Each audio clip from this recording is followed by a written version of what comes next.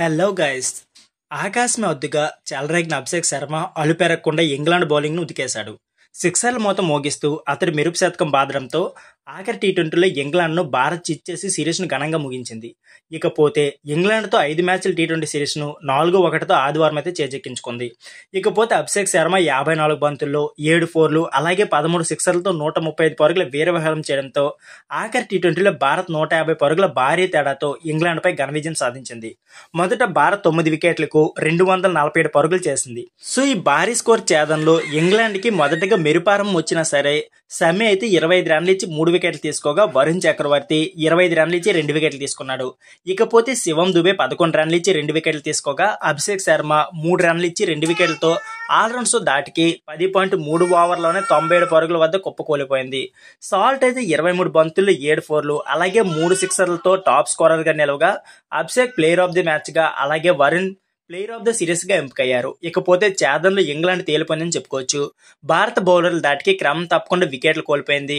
Salt మలో Bethell 10 కాకుండా మరే batter కూడా 2 అంకెల స్కోర్ చేయలేకపోవడం, అలాగే ఆరంభంలో ఇంగ్లాండ్ బాగానే ఉంది. ఇకపోతే ఓపెనర్ డకౌట్ ను షమి డకౌట్ చేసిన తర్వాత సాల్ట్ మెరుపులతో 4 ఓవర్లో 48 1 వికెట్తో నిలిచింది. కానీ బట్లర్ 7ను వరుణ్ చక్రవర్తి అవుట్ చేయడంతో ఆ జట్టు పతనానికి గేట్లు అయితే తెరిచినట్లయింది. ఇకపోతే బౌలర్లంతా వికెట్లు తీయడానికి పోటీ పడడంతో ఇంగ్లాండ్ బ్యాటర్లు క్యూ కట్టేశారు. 10 పరుగుల వ్యవధిలో ఇంగ్లాండ్ చివరి 5 వికెట్లు కోల్పోయింది. ఇకపోతే భారత్ జట్టు కొన్నంత స్కోర్ కారణం ఒకే ఒక్కడు, అతనే అభిషేక్ శర్మ. ఈ ఓపెనర్ సిక్సర్ల మొత్తం వాంకేడ్ల అభిమానులు అయితే ఉర్రూతులోకించారు. ఇకపోతే శాంసన్ 16 త్వరగా నిష్క్రమించగా 3వ ఓవర్ నుంచి మొదలైన అభిషేక్ ఉతుకుడు ఆర్చర్ ఓవర్లో అతడు వరుసగా 2 సిక్సర్లు బాధేశాడు. ఇకపోతే సిక్సర్ల మొత్తం కొనసాగిస్తూ 17 బంతుల్లోనే అర్ధశతకం సాధించాడు.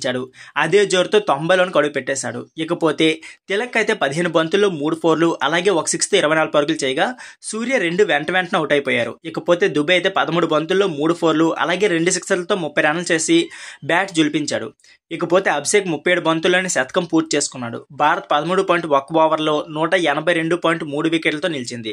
కానీ కొన్ని పరుగుల తేడాతో దుబే అలాగే హార్దిక్ 9, రింకు 9 నిష్క్రమించడంతో పరుగుల వేగానికి అడ్డుకట్ట పడింది. ఇకపోతే 16 ఓవర్లో స్కోర్ 202కు 6 వికెట్లు ఉండగా అభిషేక్ విధ్వంసంతో తర్వాత 2 ఓవర్లో 35 పరుగులు వచ్చాయి. 18వ ఓవర్ ఆఖరి బంతికి అభిషేక్ అవుట్ అయ్యాడు. ఇకపోతే ఆఖరి 2 ఓవర్లో భారత్ 2 వికెట్లు కోల్పోయి 10 పరుగులు మాత్రమే చేయగలిగింది. ఒక టీ20 మ్యాచ్లో అత్యధిక సిక్సర్లు 13 కొట్టిన భారత బ్యాటర్గా అభిషేక్ శర్మ అయితే రికార్డు సృష్టించాడు. ఇకపోతే టీ20లో భారత్ తరఫున అత్యధిక వ్యక్తిగత స్కోర్ కూడా నమోదు చేశాడు. గిల్లీ న్యూజిలాండ్పై 126 నాట్అవుట్ రికార్డును అయితే అతను తుడిచిపెట్టేశాడు. సో ఫ్రెండ్స్, ఇది వీడియో. ఈ వీడియో నచ్చితే please like, share and subscribe my channel. Thank you for watching.